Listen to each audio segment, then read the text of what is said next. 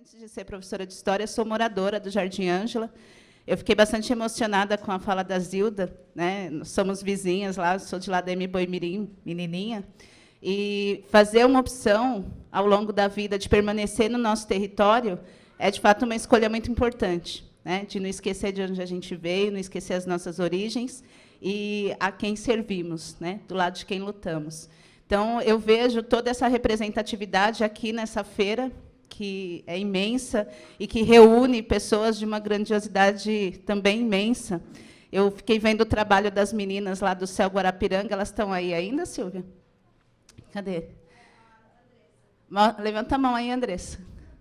Fizeram um trabalho de levantamento das principais personalidades da periferia aqui da Zona Sul, e cada rosto que a gente viu aqui são rostos representativos, né? Pessoas que estão na luta e que estão no dia a dia também. Então, aqui também percebo que são pessoas, as pessoas que vieram hoje, guerreiras, guerreiros, que estão lado a lado com a gente no dia a dia, que a gente acaba esbarrando em vários lugares e que somam com a gente nessa trajetória aí de luta por uma periferia ativa, tá? E que, de fato, é. Tem uma frase do Aláfia, que a Silvia gosta bastante, que diz que São Paulo não é sopa, na beira ferve, e ferve muito, né? Então, as duas pessoas que estão aqui nessa mesa, fiquei bem preocupada. Eu falei, que responsa, Silvia, mediar uma mesa com Saloma Salomão e Jéssica Balbino, né? É uma responsa imensa. Então, eu vou chamar aqui agora, vou falar brevemente deles, mas gostaria que depois a Jéssica e o Saloma também falassem um pouco de si, porque, de fato, o currículo é imenso, aí a trajetória mais ainda. Bom, vou chamar aqui à mesa Jéssica Balbino, que se define aí como... Na verdade, somos indefiníveis, né? Mas o tipo de mulher elétrica que mistura jornalismo e literatura com cafeína, fósforo e gasolina. Bota fogo em tudo, Jéssica. Uma guerreira que está colocando em evidência a produção cultural feminina das periferias, né? Várias autoras que a gente tem aí, e que é uma articuladora, que coloca a comunicação a serviço disso. Tá? Parabéns aí pelo trabalho. Depois a Jéssica se apresenta melhor. E um companheiro, um irmão, uma pessoa que, na verdade, tenho uma admiração imensa, sou suspeita para falar, mas que a gente vê o seu grau de comprometimento com as nossas lutas, né, dentro das discussões afroperiféricas, como ele fala, né? Um historiador, um músico, um cantor, um artista de uma imponência imensa, construída, aí a gente sabe, com tantas lutas. Tá? Saloma Salomão, meu irmão. Bom, pelo que as meninas me passaram, cada pessoa aqui vai ter, em média, 25 a 30 minutos para fazer as suas falas, né? A cena literária e cultural das periferias.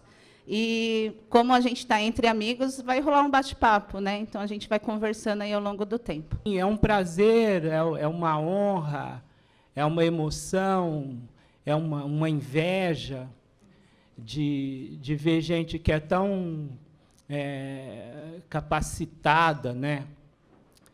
E que tem vencido barreiras enormes, né, para nos permitir, de quando em quando, poder fazer uma fotografia do que nós somos e projetar imagens daquilo que nós gostaríamos de ser, que nós queremos ser. Então, eu vejo o Sarau do Binho e a Feliz como uma máquina fotográfica que olha para o passado e também olha para o futuro. Assim, para falar de mim rapidamente, eu sou professor de História, me doutorei na PUC em 2005, nessa mesma área. Sou músico porque meu pai e minha mãe faziam música desde muito cedo. Eu me inteirei do que é essa linguagem. Me mudei para cá, para a Zona Sul de São Paulo, em 1971, vindo do interior de Minas Gerais, como a maioria dos amigos que tenho, que vivem nessas geografias da Zona Sul. E aqui eu tenho vivido, criado os meus filhos, convivido com os meus amigos, enterrado os meus parentes, então é o lugar mesmo da minha existência. Mas é também de onde eu me projeto para o mundo. Então, é importante manter esse pé bem na realidade, bem no chão, mas também é importante entender que o mundo também é cheio de coisas interessantes para a gente conhecer, vislumbrar, enfim, tem tanta gente interessante, tanta paisagem diferente. Às vezes, o confinamento social tende a também impor para a gente um tipo de paisagem, de imagem, de desenho e de compreensão. Como humano, eu desejo o mundo. Eu sou do mundo, como humano que sou. Como periférico e negro, eu vivo nesse território, com os problemas e com as questões próprias desse território. Enfim. Atualmente, eu tenho 4 filhos, 3 netos, uma companheira que é educadora e uma banda musical que está trabalhando em um espetáculo novo chamado Agosto na Cidade Murada.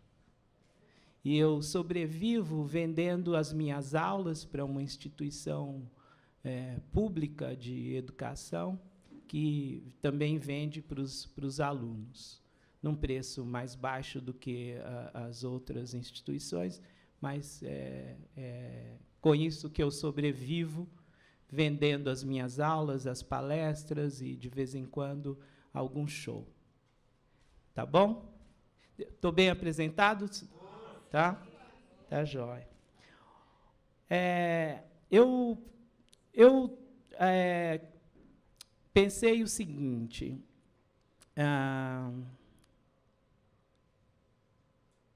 a literatura é uma maneira especial de pensar a existência humana. Seja a poética, seja o romance, seja o conto, a crônica, seja a escrita, seja a fala, tudo isso é resultado de um desejo humano de conhecer o próprio humano, mas também de veicular a visão que se pode ter sobre os humanos.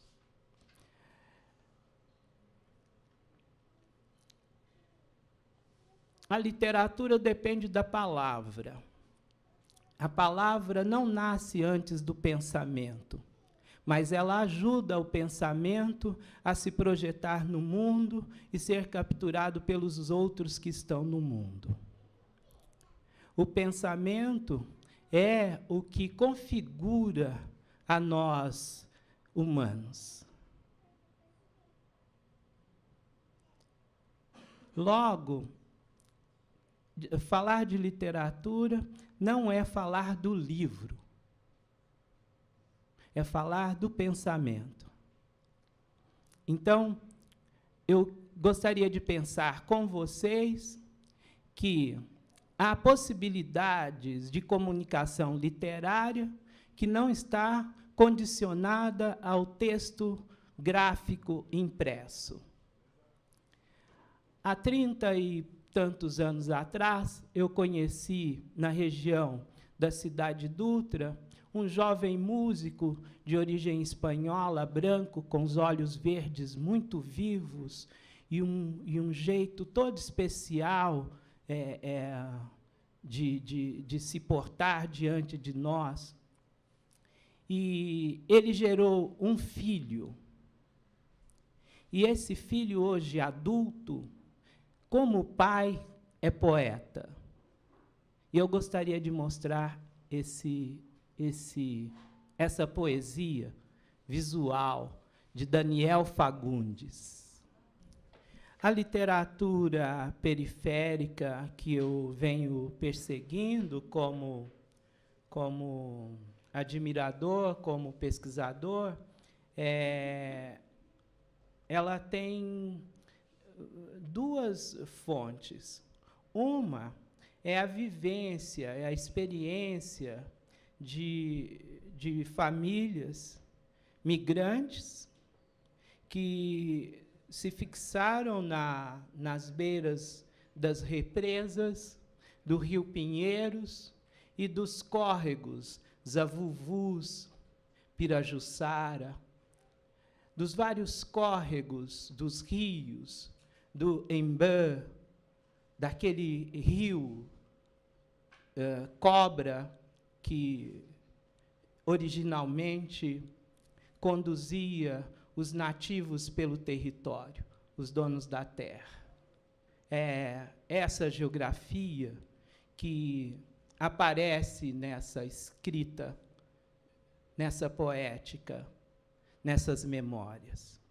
Dia desses, indo à casa do Binho com a Sílvia, para uma entrevista que deve sair numa revista que estamos construindo já há 3 anos, num dado momento, na laje da casa deles, do Binho e da Suzy, ele, empolgado com as memórias, se levantou e começou a dizer: ali morava fulano, e tinha um sítio ali, uma chácara, e nós brincávamos aqui. O Binho é esse poeta lunático. Nós todos sabemos que ele é completamente maluco. Mas são esses malucos que viram algo que a gente não podia.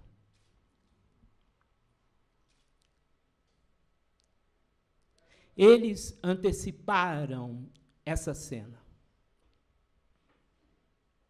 Ele, Nonô e outros bêbados, lunáticos, desvairados, desbundados, que nos anos 80, por aí, começaram a dizer: olha, nós temos cultura, nós temos arte, nós escrevemos, nós pintamos, nós penduramos as nossas ideias nos postes. E, quando superamos o limite da geografia, podemos caminhar fazendo poesia até o Chile. E não é metáfora. Não é alegoria. Não estou falando de alegoria. Ir a pé para o Chile fazendo poesia, eles levavam a sério. Depois eles foram para a Argentina, mas aí já foram de avião.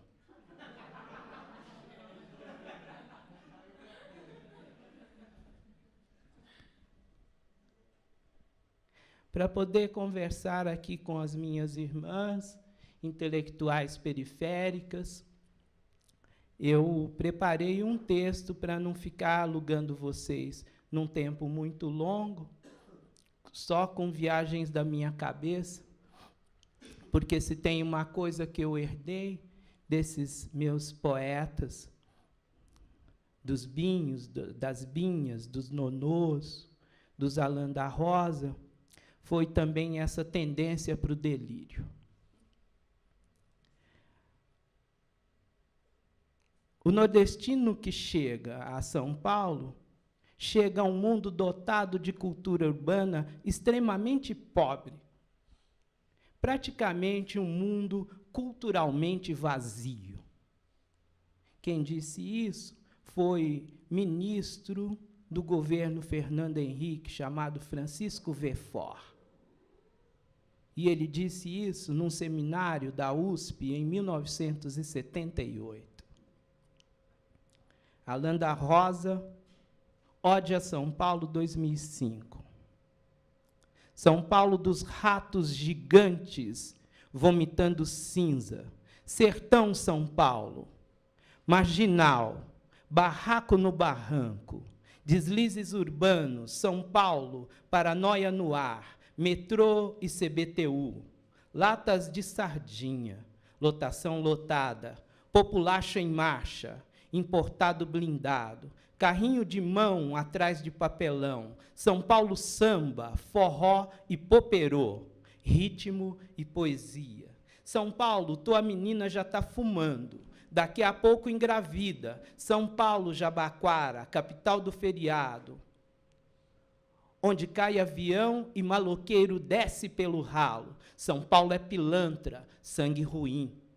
Vala vermelha de casa sem reboco, inconfundível noite púrpura, pesada e traiçoeira. São Paulo, centro fedido.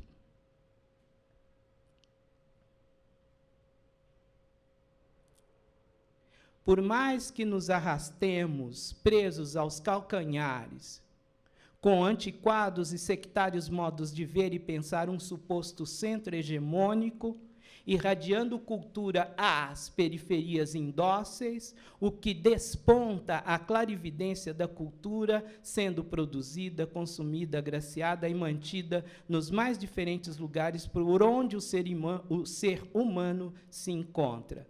Danilo dos Santos Miranda, é praticamente o dono da rede SESC. Cultura da convivência, Santo Amaro em Rede, mapeamento cultural feito pelo Instituto Polis e pelo SESC na região de Santo Amaro.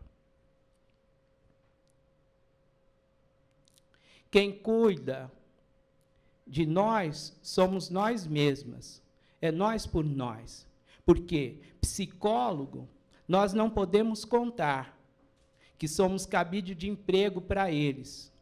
Todos que foram ficar com a gente arrumaram um emprego em Brasília. Depois usou tudo o que nós falamos como tese e nunca mais se lembraram de nós. Vera, Mães de Maio, 10 anos de luta, na revista Fala Guerreira, número 3, 2016. Compreende-se, então, o prestígio da noção de ciência, que está definindo o aspecto essencial da cultura dominante, em contraposição ao não saber ou à não cientificidade da cultura do povo. Forma nova e sutil de reafirmar, ainda mais uma vez, que a barbárie em que se encontra o dominado é apenas uma forma de incultura. Compreende-se também que, porque a ideologia dominante vê caos e irracionalidade, que permite recuperar essa cultura como exótica, lembrança de um mundo extinto, que quer ser exposta ao turista ou ao comprador nas feiras de artesanato, que pode ser exibida como relíquia nos teatros e pode servir de prova do atraso popular, quando o bairro operário adquire uma fisionomia que aniquila a uniformidade planejada pelo BNH. Marilena Chauí, Cultura do Povo e Autoritarismo das Elites, 1979.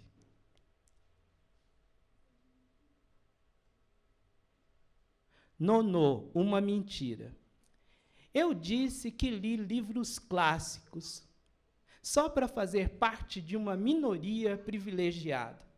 Depois, me senti profundamente ridículo contra o que tenho de mais bonito, a minha verdade.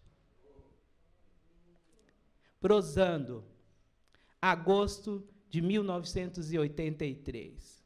Nonô, um funcionário público do INSS, morava no Grajaú em 1979, quando eu o conheci no casamento da minha irmã, na igreja do Padre Luiz, no Grajaú. Eu queria dizer muito, muito obrigado aos organizadores da Feliz. É muito importante esse painel anual da nossa inserção na malha humana e cultural da metrópole. Nesses momentos, podemos encontrar e olhar nos olhos dos velhos amigos e amigas, veicular o que estamos criando e pensando e, sobretudo, ativar a memória do vivido e experienciado, falar sobre aqueles que se foram e projetar utopias e futuros coletivos. Esperei com uma boa dose de ansiedade por esse momento, para poder fazer as minhas evocações bem singelas. As prosas e rimas, imagens e poéticas de Jennifer Nascimento, Alain da Rosa, Daniel Fagundes, Sheila Signário, Sérgio Vaz, Emerson Alcalde, Daniel Alexandrino, Gé Oliveira, Jean Lopes, Binho Pardial, Priscila Obassi, Adriana Paixão, Carmen Justino, Maria Nilda Dinha, Marcelo de Salete, Silvia Tavares, Carolina Teixeira, Renata Filinto, Maitê Freitas, Antônio Guarani Caiová, Racionais, Pavilhão 9, TC e Banda Zion, Luiz Lumumba e todas as outras tantas pedras perdidas no cais. Pedras pisadas. Estamos espalhados pelos territórios que eram chamados Sertões de Santo Amaro e que até a década de 30 eram um município independente em fronteiras com São Paulo, Diadema, São Bernardo, Itapecerica, que incluía Embu-Guaçu, Embu das Artes e Taboão. Foi anexado à cidade de São Paulo, tornou-se um bairro longínquo da São Paulo de Piratininga e emergiu entre os córregos afluentes do Pinheiros, um miolo financeiro, industrial, administrativo da Zona Sul, que se ligava ao centro por uma linha de bonde. Num quadro de industrialização da Grande São Paulo, a região de Santo Amaro passou por um processo acelerado de mudança, algo que os especialistas chamam de modernização produtiva. Atraídos por oportunidade de trabalho e fugindo às regras residuais da escravidão que ainda imperavam no campo, muita gente correu para cá. Assim vieram os meus e os da maioria dos que se encontram, e os antigos da maioria dos que se encontram aqui hoje. Fábricas de grandes empresas nacionais e estrangeiras se instalaram principalmente entre as margens do rio Pinheiros, à beira da qual se estendeu uma linha férrea e uma larga rodovia. No início da década de 1970, o Parque Industrial de Santo Amaro já se estendia desde o limite da represa Billings até as margens do córrego Zavuvus, nas imediações do bairro que era conhecido como Brooklyn Novo. Sérgio Vaz me contou que sua família veio de Minas e se instalou por aqui em 1971. A família Jovino também chegou aqui em 71. Fomos morar na Vila Santa Catarina e depois no Parque Santo Antônio. Viemos em busca dessa prosperidade prometida pela modernidade e industrialização. Encontramos aqui gente vinda de todo o Brasil com o mesmo afã, melhorar de vida, prosperar. Alagoanos, cearenses, piauienses, mineiros de diferentes regiões e cidades, homens e mulheres cujas vidas passaram a ser chamadas simplesmente de baianos, pelo preconceito dos paulistinhas, mesmo dos paulistinhas periféricos. Nossa vida, então, começou a gravitar em torno das ruas que saíam de um quadrilátero de casas baixas, cujas janelas se abriam para a rua. Lá perto da Praça Floriano, Isabel Smith, dos colégios Paulo Herói e Alberto Conte, próximo daquele largo que foi remodelado por volta de 1890 para manter viva a memória não da abolição, mas da escravidão, o Largo 13 de Maio. Podemos brincar com uma atitude de rebeldia e afronta, mas a coisa não é brincadeira. Temos, na verdade, para nossa tristeza, a constatação da nossa fraqueza frente ao mundo que nos domina. Uma lista interminável de nomes cujas mortes prematuras revelam tanto a nossa força espiritual para seguir adiante, quanto a fragilidade da nossa existência. Tanto individual quanto coletiva, nessa cidade e nessa sociedade. Que talvez, no futuro, as nossas memórias sobre a produção cultural tenha que buscar abranger um tempo ou uma temporalidade mais longa do que a da nossa própria produção, que é importante dar a conhecer, é importante falar sobre ela, entretanto, é importante também dizer que nós não descobrimos a pólvora e nem a roda, que nesse mesmo território, antes de nós, outros empreenderam lutas similares às nossas. Esse é o poeta Nonô. Essa é a produção do Nonô, de 1983, lá pelas bandas do Grajaú. Produção artesanal, bem artesanal, mas não menos rebuscada, complexa, artística, cultural. E aí podemos falar mesmo de uma certa tradição de produção literária, artesanal, com tecidos, papéis reciclados, sementes, cordões, cordas, couro. E aí, Daniel Fagundes. A Dinha, figura importantíssima, porque tem tido uma prática similar à dos saraus, que é de fazer o trabalho dificílimo que é de editoração. Edições Toró, Pariô, NTC, são várias dessas experiências coletivas, as mais difíceis. Conviver, assimilar dissonância, diferença, aceitar a perspectiva do outro, entender o outro como potência e assimilar nossas próprias contradições e seguir conjuntamente é nosso desafio. O problema essencial do mundo contemporâneo não é o capitalismo.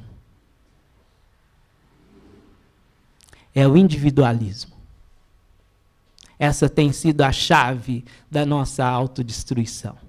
Sentiram o impacto? O Saloma trouxe a questão das pedras pisadas no cais, né? Acho que é bem representativa da gente, as pedras que ousam gritar, dizer que tem voz, né? Dizer que tem arte, dizer que tem poesia, dizer que tem cultura. E essa contribuição é imensa. Eu estou aqui entre uma mineira e um mineiro, né? E uma honra imensa. Esse território tem uma contribuição muito grande de mineiros, né? Além dos nordestinas que vieram para cá, vieram muitos paranaenses e muitos mineiros aqui na Zona Sul. Então, a gente agradece aí também a ancestralidade aí vinda das Minas Gerais. E é dessa forma que eu quero também passar a palavra aqui para a Jéssica Balbino, uma guerreira que veio fortalecer aqui o nosso movimento. Primeiro, eu quero agradecer o convite, né? Obrigada por terem me convidado, enfim, por terem possibilitado que eu pudesse estar aqui hoje. Obrigada a quem está aqui assistindo também, né? Porque está bem calor, assim, então as pessoas podiam estar fazendo qualquer outra coisa, num sábado à tarde, que não ouvindo falar de literatura da periferia. Então, obrigada, porque sem vocês também não acontece, a gente fala para ninguém. E queria parabenizar também toda a equipe da Feliz, que cresce a cada ano e que está sempre brilhante, contribuindo imensamente com a cena cultural do país. Por todos os lugares que eu circulo, as pessoas têm a Feliz como uma referência de um festival literário em periferia, então é muito legal fazer parte também dessa história. Então, parabéns a todo mundo que trabalha e que está trabalhando, se empenhando por, sei lá, 13 dias de festival, que não é fácil.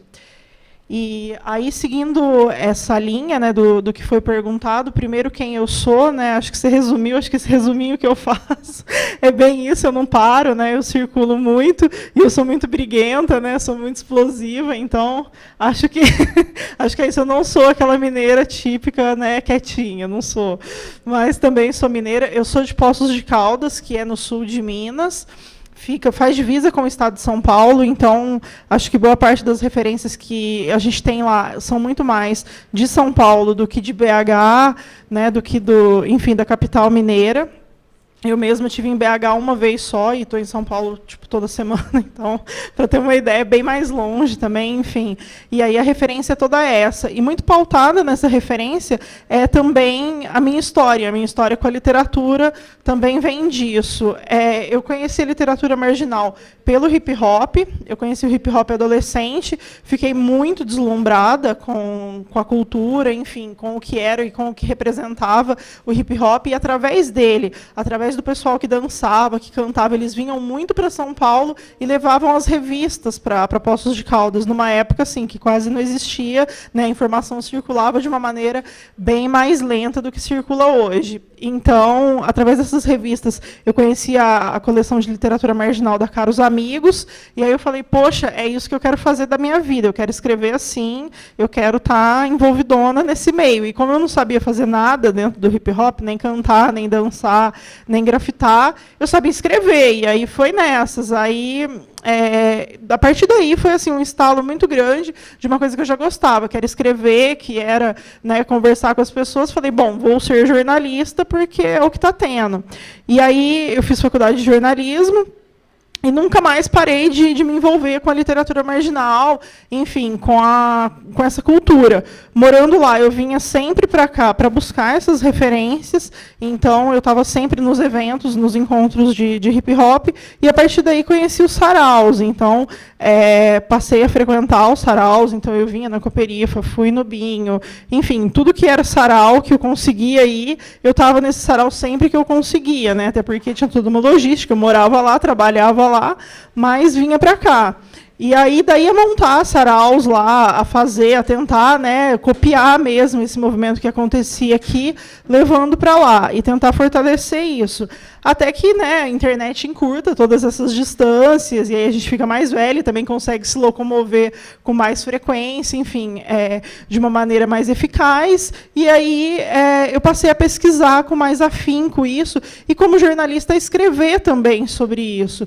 Então, em 2010, eu lancei um livro-reportagem que é sobre hip-hop e periferia e comunicação, né, falando dessa ponte, enfim, chama Traficando Conhecimento, nessa alusão à música do MV Bill, que é Traficando Informação, mas nesse escambo e nessa troca de informações que é muito peculiar, né? Então, você trocar um livro, você trocar uma revista que seja, você ter um blog, enfim, tudo isso, era sobre isso. E aí, em 2014, eu entrei no mestrado e eu tinha muito que eu queria falar sobre literatura marginal. Eu só queria fazer mestrado se fosse para falar sobre isso, não tinha outro tema, tinha que ser sobre literatura marginal. E aí eu consegui entrar, e aí a minha pesquisa, o projeto, na verdade, era sobre como os escritores de periferia reportam o cotidiano que acontece nessa periferia com muita propriedade, diferente do que um jornalista convencional faz, e como isso é feito poeticamente, como isso é feito através dos vídeos, enfim, através das multilinguagens que somos capazes de criar e que, de repente, não dependemos de uma mídia convencional. Mas, quando eu conversei com a minha orientadora logo na primeira vez, eu comentei sobre o número, e um grande número da pesquisa, enfim, de mulheres publicando, e de como isso era efervescente naquele ano, e uns 2 anos antes, isso já era um pouco visível, como isso era crescente. E aí ela falou, bom, por que você não faz, então, a sua pesquisa sobre isso?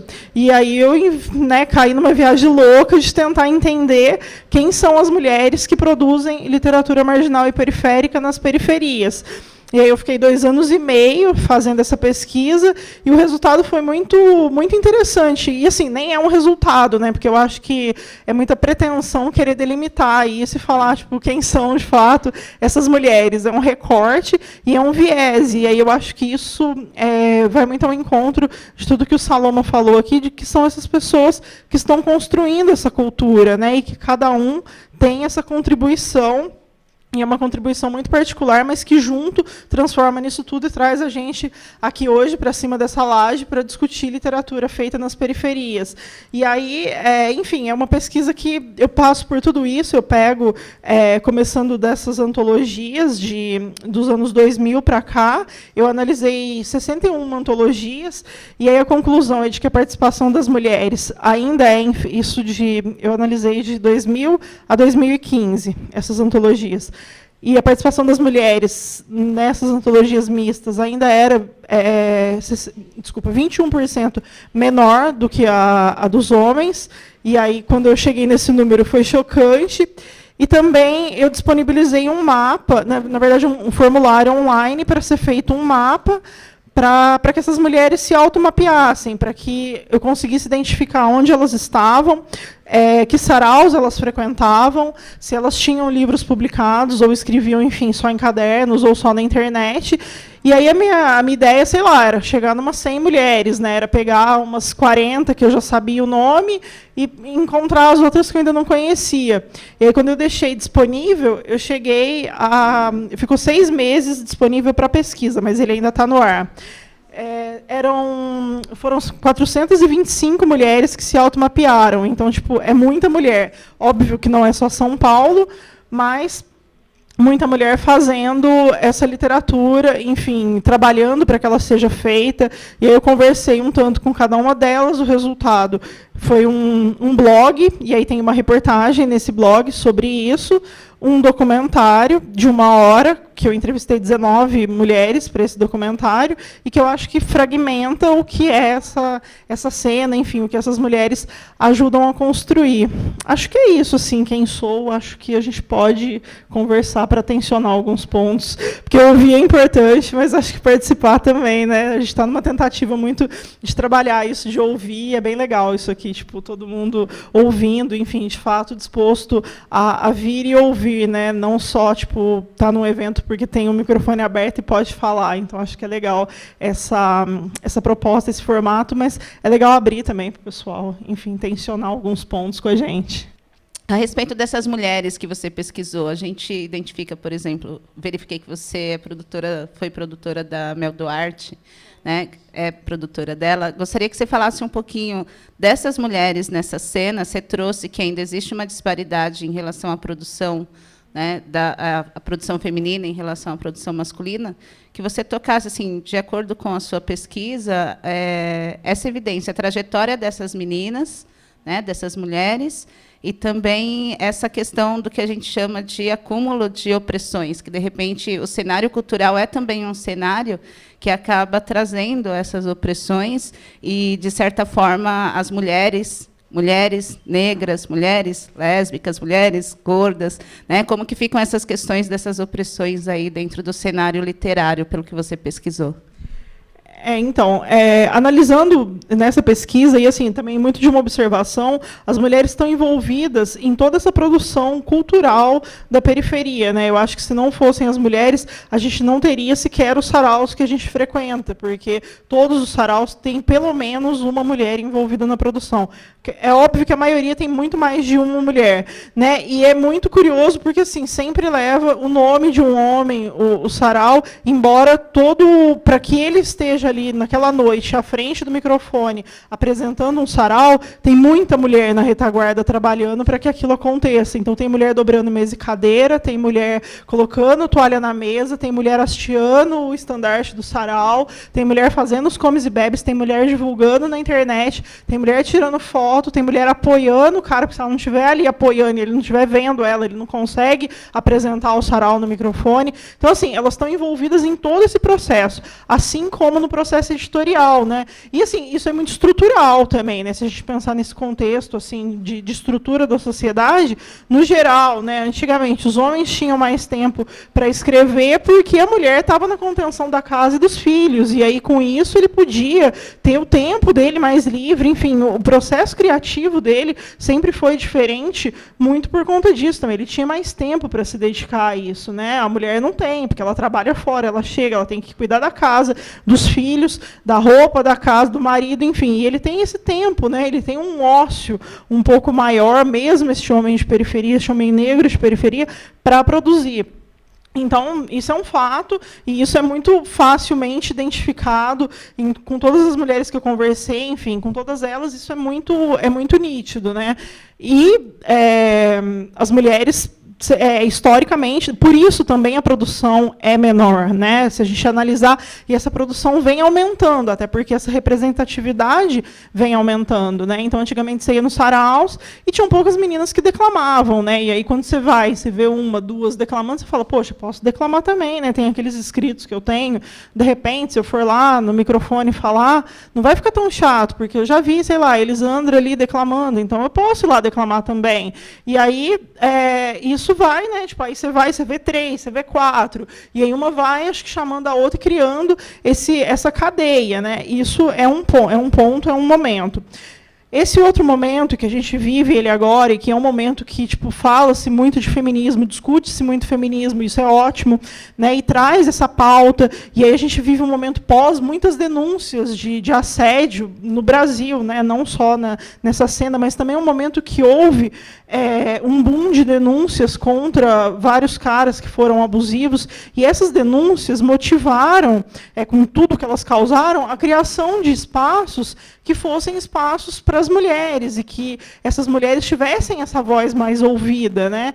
Porque também tem uma coisa que antigamente, até eu mesmo usava esse termo, né? Falava, não, vamos dar voz às mulheres, aos periféricos. Hoje a gente não dá voz para ninguém, né? Todo mundo tem a sua voz, a gente ouve essa voz, e acho que teve essa ânsia também de ouvir essa voz durante muito tempo silenciada, né? Porque tem inúmeros episódios em saraus e também em editoras de vozes de mulheres que foram, né, silenciadas, que foram oprimidas, que os caras não quiseram publicar determinada mulher, ou era uma coisa muito cotizada, né? Quando eu fiz esse livro ainda em 2010, foi meio que uma cota, assim, a editora precisava de uma mulher que escrevesse, e aí o Sérgio Vaz falou, puta, tem a Jéssica lá em Postos que ela escreve, e aí chegaram em mim. Mas assim, porque precisava de uma mulher, porque tinha pouco nessa coleção. Não é porque eles acharam que era muito foda, não é por isso. É porque precisava de uma cota para cumprir. E aí, muito devagar, essa cota foi sendo inserida também nos eventos literários, né? Então, assim, sempre tinha uma mesa de mulheres para falar de mulheres, né? E agora, só agora, 2017, a gente tem mesas que não é para falar só sobre o feminino na literatura ou sobre as mulheres na literatura, mas para falar da periferia também, mas para falar do processo criativo, para falar de dores, para falar de outras opressões sofridas pela mulher, não só sobre... É inevitável que a gente fale sobre isso, porque é muito latente, né? Mas tem mesas também para falar de outras coisas. Mas durante muito tempo foi uma coisa muito cotizada também, assim, vamos falar porque, né, a gente tem que ter esse espaço. A mesma coisa com o negro, enfim, e não que seja ruim, porque isso foi chamando a atenção de outras pessoas para que isso fosse sendo inserido, né? Para que isso fosse sendo colocado nesses ambientes. Mas, aí acho que eu já até esqueci o que você tinha me perguntado, mas sobre essas meninas, né, que eu trabalho, enfim, sobre essa cena, essa efervescência, acho que foi muito isso, assim, tipo, de uma ver a outra e tudo mais, e ir se incentivando, porque as meninas fazem isso já há muito tempo, né, as mulheres publicam, tanto que a primeira pessoa, né, favelada a publicar um livro foi a Carolina Maria de Jesus, que, né, assim, nessa história do Brasil, que foi uma mulher. Então, só que o que acontece? Quando ela publicou esse livro há mais de 50 anos, ela era muito solitária naquele fazer literário. Ela morava numa favela e ela não tinha pares, como temos, para discutir, para chegar. E a gente tem isso por uma questão, né, de que hoje é tudo bem mais fácil, o mundo circula mais rápido, temos internet, outros meios de comunicação, formas para fazer isso. Se não fosse a internet, eu não estava aqui hoje, porque eu nunca ia ter conseguido me comunicar com essas pessoas, chegar até elas e vir até aqui conhecer, enfim. E ela era muito solitária nesse fazer, e aí acho que hoje a gente tem essa experiência da troca, né? A gente tem um sarau para poder trocar, poder ver outra mulher declamar e poder se sentir à vontade para declamar também, ver que uma mulher fez um livro e ver que a gente pode fazer isso também, isso é muito fantástico, né? Mas eu vejo também que assim, isso é um pouco mais recente, né? As publicações dos homens já existem há mais de 15 anos, com essas editoras criadas por nós mesmos, enfim, editoras periféricas e independentes, e das mulheres existe há um pouco, né, há um tempo um pouco menor, acho que é de 2013, a publicação do Perifeminas, que foi uma coletânea de textos feita pela Frente Nacional de Mulheres do Hip Hop. Em 2013, também fizeram o Pretextos de Mulheres Negras, que foi com a Elisandra e a Carmen, que elas organizaram, e que é bem legal. E aí, a partir daí, vieram outras coletâneas, tem o Louva-Deusas, né, e vieram outras coletâneas só feitas por mulheres. Né, e aí, essa é temática por mulheres negras. E é também, acho que a partir de 2011 ou 2012, que mais mulheres passam a publicar seus livros autorais, ainda que de forma independente. Antes, a gente tinha a Elisandra, que fez com a Kins, né, um livro duplo. Tinha a Dinha, e eu não me recordo quem mais assim que fez um livro, enfim, aquela moça que morreu, Maria Tereza, se eu não me engano, que fez com a Alanda Rosa.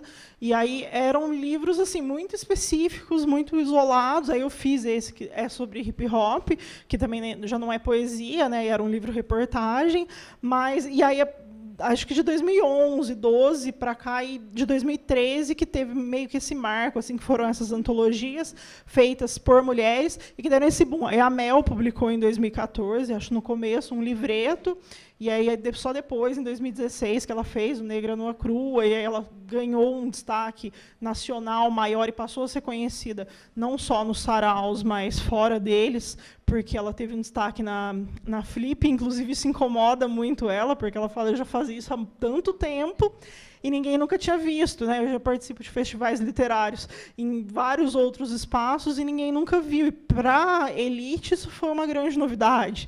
Eu estar num palco da Flip e os jornais terem me visto, isso foi uma grande novidade. Mas a gente já está há quase 20 anos fazendo isso na periferia e ninguém nunca foi lá para ver e entender, de fato, como é esse movimento, né?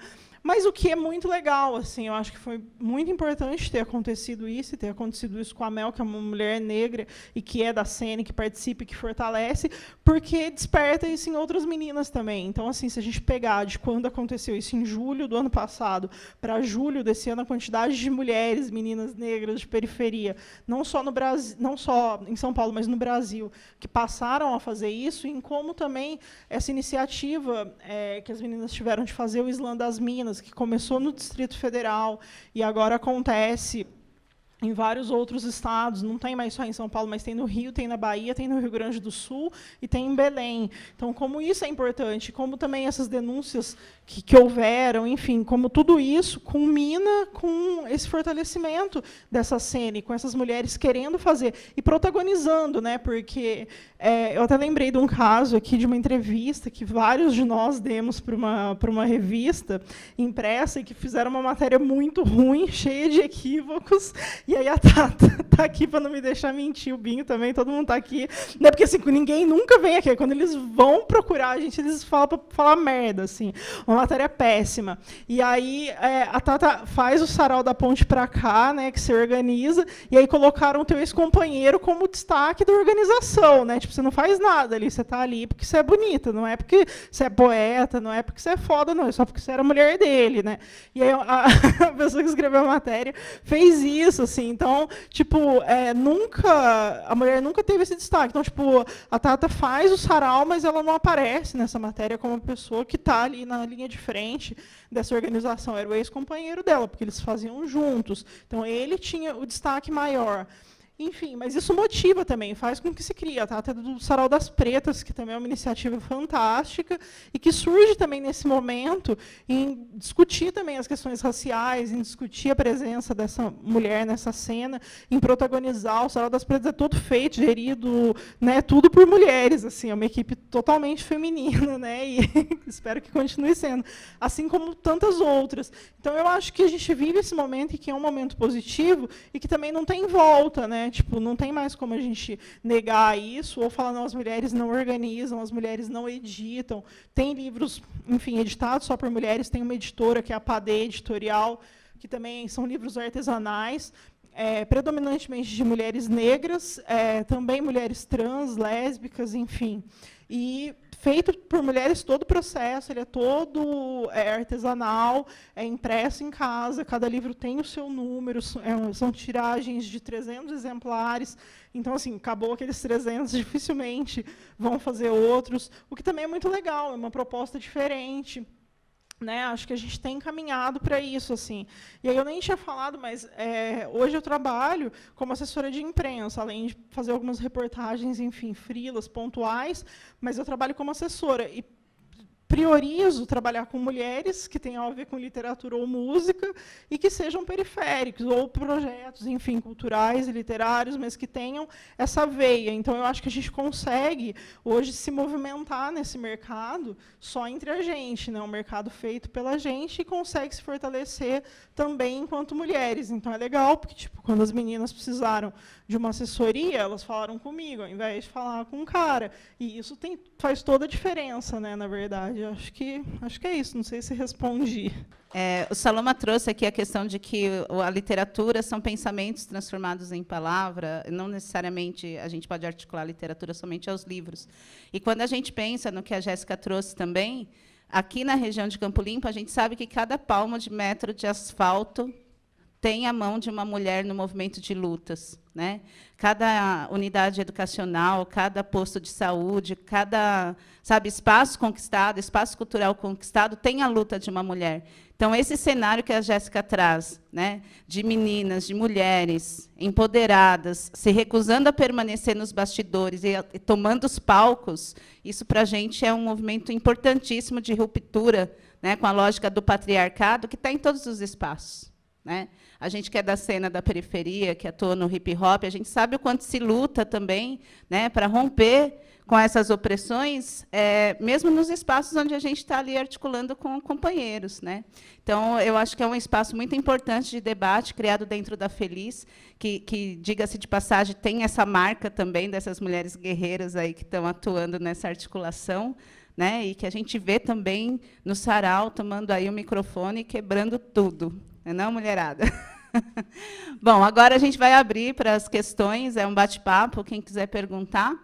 O que nesse trabalho, o que mais te intrigou em saber dessa realidade dessas mulheres? E quantas dessas mulheres são mães? Porque eu acho que isso modifica mais esse cenário de tentar o tempo ósseo para a produção. A gente está falando das periferias, né? E mesmo falando da periferia sul de São Paulo, quer dizer, descendo para um microcosmo, que, na verdade, é enorme, mas, enfim, né? A gente, ao mesmo tempo, essa mesa ela tem essa dubiedade, digamos assim, né? Que é periferias do mundo, periferias do Brasil, periferia de São Paulo, né? E o Saloma mesmo falou, né? Olha, eu estava lá para o Grajaú, vim para cá.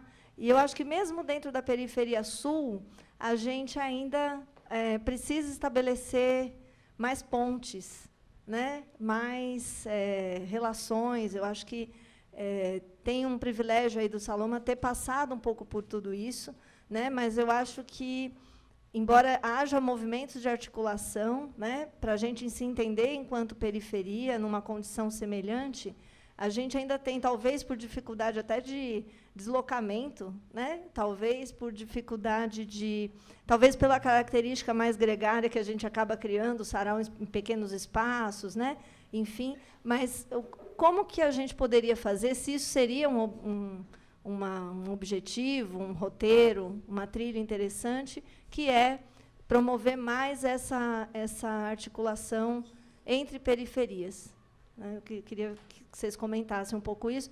E a questão, periferia sul de São Paulo, aqui Feliz, Sarau do Binho, Cooperifa, e periferias, né? Como está o movimento das periferias frente a essas outras culturas hegemônicas, que foi um pouco o que o Salão abordou. Eu queria saber se você tem conhecimento se tinha algo semelhante aos saraus, a esses encontros, como a gente tem hoje na periferia, ou se foi mais a parte de produção de livro e poesias. Se tinha algum espaço de encontro, mais ou menos como a gente tem hoje. Contato comigo que eu envio o link. Eu só não deixei porque eu ainda enviei para alguns festivais e faço algumas exibições fechadas. Então, se eu colocar no YouTube, eu perco isso. Mas se alguém quiser, assim, para exibir, tipo, em casa, sei lá, escola, tal, eu sempre libero. E tem um blog que é margens.com.br. E aí lá tem esse mapa das mulheres. E é só clicar, tipo, pela região, dá para chegar, enfim, em cada uma delas e entender o que cada uma faz. E o que a Tata perguntou, né, do que mais intrigou e quantas são mães, eu acho que o que mais me intrigou é que todas elas, na sua literatura, em algum momento, falam muito sobre como é doído ser mulher. E isso me deixou bem triste, assim, por um lado, mas feliz por outro, porque isso é falado, isso é externado, isso vira arte, e a arte faz a gente suportar isso tudo. Então, foi legal. E 40% são mães. E todas as mães falam sobre maternidade. E é curioso que também muitas que não são mães, mas são filhas, falam sobre essa maternidade referindo-se às mães e contando histórias sobre mães e avós. Então, é bem legal identificar isso também. Uma coisa, às vezes, é importante ver que os saraus eles têm um efeito um pouco terapêutico, né? Para os nossos sofrimentos que são reais, né? E essa terapia, às vezes, vai além da questão da autovalorização do indivíduo e do coletivo, né? Mas, às vezes, também, em algumas circunstâncias, tende a virar uma igrejinha onde tem aquele ser especial, que é o poeta, que deixa de ser alguém humano e do cotidiano para virar um ser divino. E, às vezes, isso, no meu entender, é um pouco ruim. Porque recoloca a arte num lugar que a aristocracia e que a burguesia criou no século XIX na Europa e também chegou aqui, que o artista é uma figura genial e que vive sempre a 1 metro do chão, né? Nós, humanos, é que tocamos o chão todo dia, né? Então, tem isso. É importante falar sobre isso. Eu tendo a ver isso de uma forma bastante crítica. Entretanto, tem também o outro lado, que é criar oportunidade de expressão para quem nunca teve. E nós tivemos aqui a exposição dessa poetisa, qual é mesmo seu nome?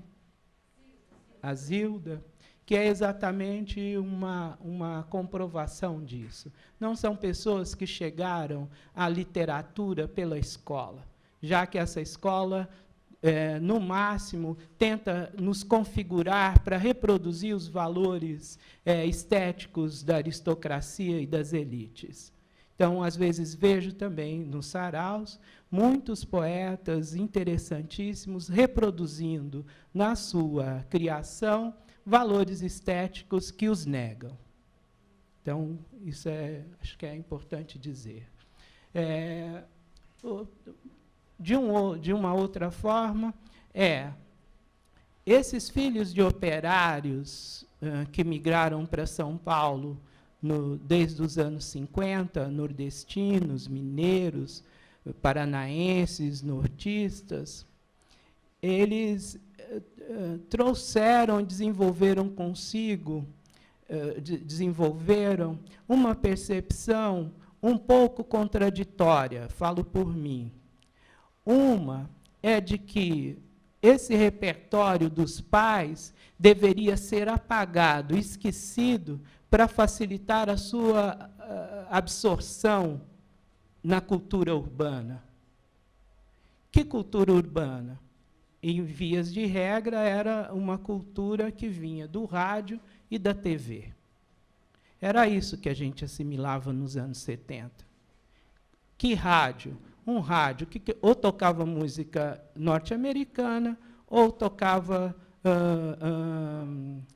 música brasileira, cabeça, feita também por pessoas que originalmente desceram do Nordeste para o Rio de Janeiro, no final dos anos 60, início dos anos 70, muitos deles de origem numa classe média. O que nós somos? Nós somos filhos das classes populares, de operários de fábrica, ou de operários que já viveram a desindustrialização e foram fazer bico. É isso que eu, o Binho e o Sérgio somos. É isso que a Marilu é. É isso que nós somos. Filhos de operários que foram à escola. Quais escolas? As escolas de ensino médio que ficavam em Santo Amaro e no Brooklyn, e as escolas de ensino fundamental que ficavam no Parque Santo Antônio, no Grajaú, no Jardim Ângela e imediações. Quase todos, para fazer o ensino médio, tiveram que cruzar a ponte. É isso que nós somos. Então, esses de 40, 50, 60 anos, que hoje, de certa forma, são essas figuras importantíssimas, imprescindíveis, estavam numa paisagem onde o espaço para a criação artística que existia naquelas circunstâncias era a escola e a igreja. Haviam também os bares, mas eles eram muito estigmatizados. Nos anos 70, teve um surto de matadores, então era um vacilo enorme ficar no bar. Você podia ir no baile de fundo de quintal, que lá raramente os matadores entravam. Mas ficar dando goela, dando rolê na quebrada de madrugada, não era uma atitude muito segura. E todos nós sabíamos disso. Tinha os matadores oficiais, que já naquele período eram tanto a Rota quanto a Polícia Civil, que matavam livremente, e haviam também os matadores do bairro, que eram nossos conhecidos. Lá no Parque Santo Antônio, o rapaz que se tornou matador era o que organizava o nosso futebol no campo do Nacional, lá nos fundões onde construíram aquela delegacia. Esse menino, que veio do Paraná e morava lá perto da padaria, ele se tornou matador. Ele mesmo matava a nós, o Sabão de Coco, o Zé Doido, todos esses meninos que foram mortos entre 78 e 85. Então, quais eram os lugares seguros para cantar, tocar? Ou era no quintal da casa, ou era na igreja, ou era na escola. Esses eram os lugares que tinham algo que a gente não pode chamar de sarau, porque não era denominado assim. Mas, efetivamente, era basicamente a mesma coisa que se faz nos saraus. Se escrevia e se lia, se cantava e se tocava, fazia performance e entregávamos as brochuras artesanais. E não estou falando isso como uma maneira de valorizar a minha juventude. A essa altura, ando bem pouco egocêntrico, embora continue artista, e os artistas, essencialmente, são egocêntricos. Obrigado. Não sei se respondo. Sobre as periferias e o que faz, né, com que a gente repense essas periferias da periferia da Zona Sul para as outras periferias, né? E aí, usando a máxima, né, de periferia em qualquer lugar, eu acho que não se difere tanto, embora a gente tenha comentado, a hora que a gente conversou aqui, que eu acho que a Zona Sul é muito expoente nessa questão da literatura, né, principalmente. A gente centra aqui os festivais literários, como a Feliz, como a Mostra da Cooperifa, não sei se tem mais algum, mas acho que a gente tem aqui muitos eventos, muitos saraus, a maioria dos saraus, acho que dos últimos mapeamentos que fizeram, não sei como está agora, mas a maioria acontecem aqui, eu acho que isso se deve muito a tudo que o Salomão está falando, a todas essas histórias, enfim, a questão da migração, a tudo isso. Era só isso, mas eu acho que todas as outras reproduzem, enfim, o que é feito aqui, às vezes aqui serve muito como um espelho, igual eu falei, tipo, onde eu moro, moro, enfim, a periferia de Poços de Caldas se espelha muito ao que chega via internet. O que chega via internet é muito do que acontece nos saraus e nos slams aqui. Então, isso é reproduzido lá também. Acho que... E é importante, né? Não menos importante. Então, acho que é bem isso, mas acho que acaba tendo os mesmos problemas, guardadas as devidas proporções, mas acaba tendo o mesmo modus operandi e tudo mais. Pelo menos, não sei, acho que aqui no Sudeste acaba sendo assim. Eu não sei como que é, sei lá, no Nordeste, enfim, no Norte. Mas acho que no Sudeste reproduz isso. Eu queria que vocês fizessem algumas considerações para onde a gente está indo. O que vocês visualizam assim de um futuro, sei lá, vamos pensar em 5 anos dessa cena de hoje, né? E também que vocês fizessem alguma consideração em relação a... Você falou um pouco do... Eu não sou mais egocêntrico, eu não estou mais nessa de tão egocêntrico, mas eu ainda sou artista. E os artistas são... Sim. A gente percebe, às vezes, que tem esses movimentos, né, de juntar, a gente faz sempre um discurso muito coletivo, mas, muitas vezes, a prática, a gente descobre uma coisa meio individualista, meio egocêntrica, né, por parte de alguns coletivos. Então, assim, queria que vocês falassem um pouquinho disso. Assim, o que significa isso, né? Não sei se eu fui clara. Eu quero falar... Oi? Clara ou escura. É mesmo, Salom, desculpa. Então, são perspectivas desse nosso movimento, né? Que fotografia a gente espera ter daqui a 5 anos. E esse momento muito atual, assim, de tantos coletivos, né? E no que isso influencia, desponta ou disputa, essas coisas todas. O secretário de Cultura, o primeiro secretário de Cultura da cidade de São Paulo, a sair pelo território e fazer contato com as pessoas que produziam, foi o Jean Francesco Guarnieri. Isso aconteceu em 1984. E ele veio à Casa de Cultura de Santo Amaro e se sentou lá conosco. E batemos um longo papo. Foi algo excepcional, extraordinário. Na nossa percepção, naquelas circunstâncias, ou a partir daí, talvez houvesse para essa gente que éramos nós, esses meninos, filhos de operários do terceiro setor, enfim, meu pai era carpinteiro, trabalhou numa construtora do metrô, para os meus amigos, outros que estavam ali, para o Caroço, para o Nonô, para aqueles outros, para o Zé Bicicleta, que era um sindicalista muito importante da Calói, que agora só tem um terreno vazio lá, a empresa foi embora.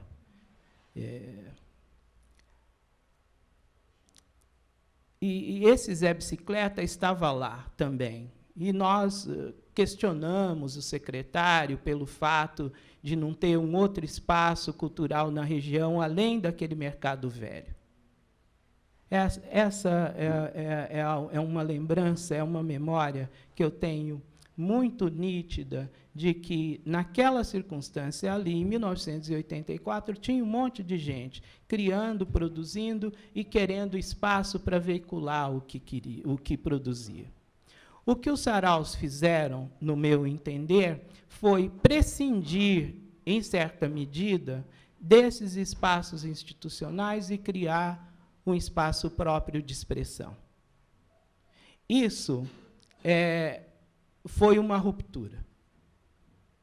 Isso foi algo novo. Porque os espaços que tinham antes, como eu já mencionei, que era a escola, a igreja e o fundo de quintal, esses, de certa maneira, com as mudanças todas que a cidade teve, a sociedade teve, a igreja teve, porque a igreja expulsou essa gente como eu. Eu não poderia sobreviver na Revolução Carismática. Não teria espaço para mim, né, com os carismáticos. Então, os saraus, eles foram para um outro lado, que seria de algo que tem muito a ver com auto-organização, mas também tem a ver com essas coisas que eu já mencionei, e talvez não haja ainda, nesse momento, espaço no nosso imaginário para falarmos sobre isso, porque ainda é bastante forte, quer dizer, uma fusão entre o indivíduo que promove o sarau e o coletivo que faz o sarau acontecer. E também é preciso fazê-lo com grau de criticidade e generosidade para não jogar a criança fora junto com a água suja. Então, em períodos muito extremados, é preciso fazer a crítica com parcimônia, creio eu. Entretanto, a sua pergunta é o que dá para pensar no futuro? Olha, isso vai depender muito, vai depender, por exemplo, de uma questão que está além de nós, que é a questão política.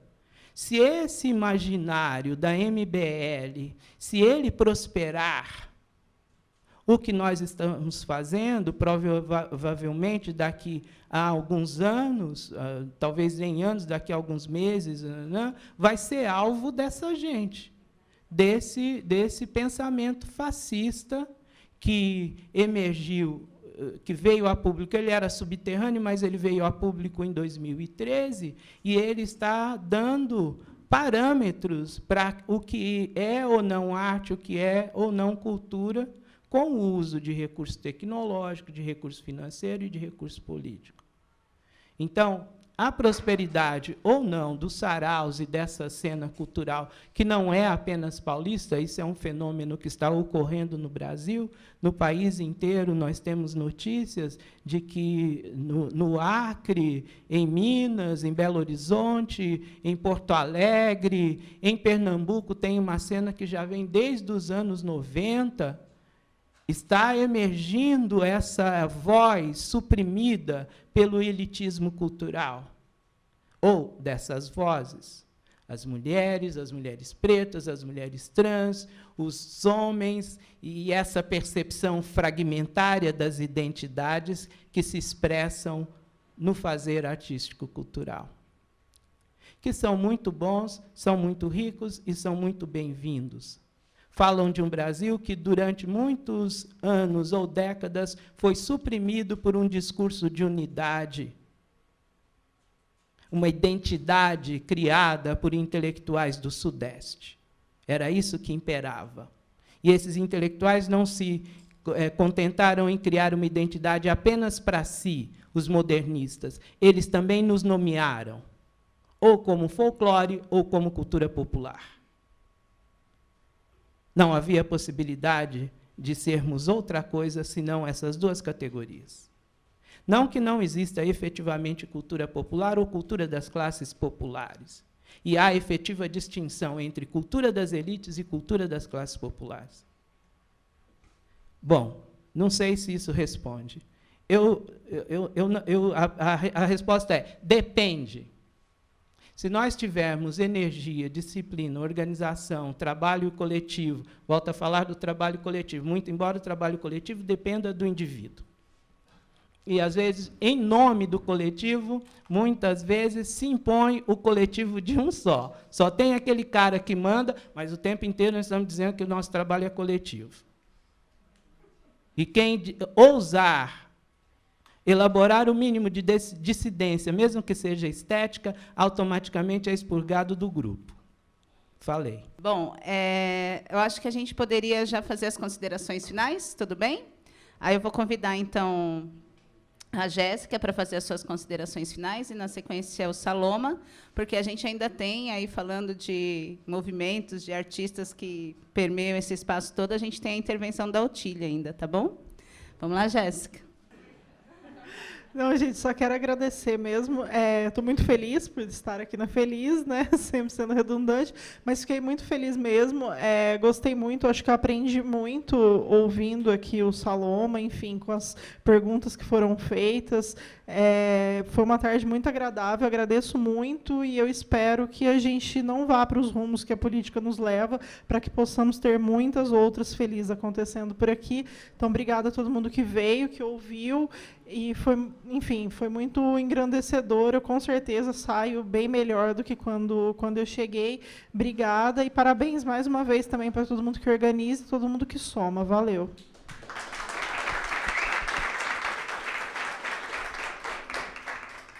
Bom, é muito bacana para a gente hoje saber que não dá para acompanhar todos os saraus, todas as iniciativas culturais que tem na cidade. Esses dias, nós tivemos que fazer escolha entre ver a Naruna com o ex-secretário sectário e ver... posso falar? E ver o Catarina com o grupo dele performando lá no Clariô. A própria Naruna falou que era melhor a gente ir ver o Catarina e o seu bando. É impressionante. É impressionante. Uma coisa é um intelectual aristocrata pernambucano se apropriar de elementos da cultura popular e produzir uma estética que quer ser popular, mas é de elite. A outra coisa é o menino que desceu com um saco de estopa nas costas e construir um espetáculo com recursos próprios e mais 3 comparsas e sustentar uma série de hipóteses sobre estética negra, estética popular, sobre música negra, sobre música popular, sobre oralidade, sobre ancestralidade, sobre musicalidade, nos corpos, com 4 roupas de chita, num espaço pequeno, numa caixa preta, na periferia, do lado do córrego, embaixo do sovaco de Cristo. Durante 1 hora, esses 4 comparsas, dirigidos por esse jovem, performaram e nos levaram ao choro. Emoção genuína. Literatura e teatro, dramaturgia e música, folclore e cultura popular verdadeira, de gente que continua chegando nesse território e trazendo na sua bagagem tudo que essa gente pobre, preta, indígena e mestiça elaborou nesses 500 anos. Esse é o conflito. É o conflito entre uma cultura que não tem por onde sair e uma opressão política e cultural absurda, perversa. É disso que nós estamos falando. É isso que nós estamos vivenciando. Muito obrigado a todas, a todos.